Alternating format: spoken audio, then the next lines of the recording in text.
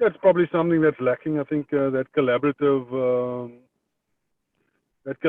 advantage that they could probably have is people don't really communicate well in terms of that. But every province will have its own governance structures to run.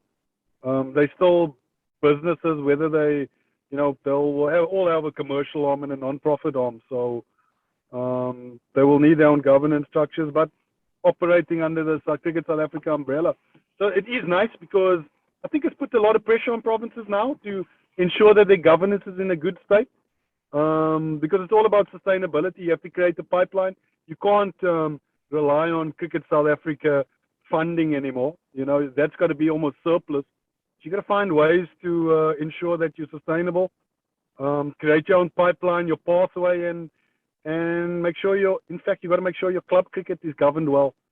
Because if that's not governed well, you're going to struggle to create a pathway and pipeline into your main team, which now each province is responsible for.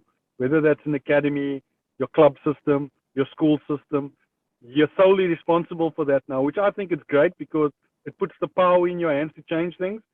But it's also a little bit daunting because now the ownership, responsibility, and accountability is all on you, falls squarely on your shoulders. So I think it's great personally because I believe that you can't wait for a handout to change things. You got to be proactive. And in today's times, and COVID has shown us that you got to have your systems and structures in place to ensure that times are challenging. People are not investing in sports. So you got to think a little bit more creatively how you're gonna go about being sustainable, because that's ultimately what you want. You want to create something that lasts for a very long time for future generations to enjoy.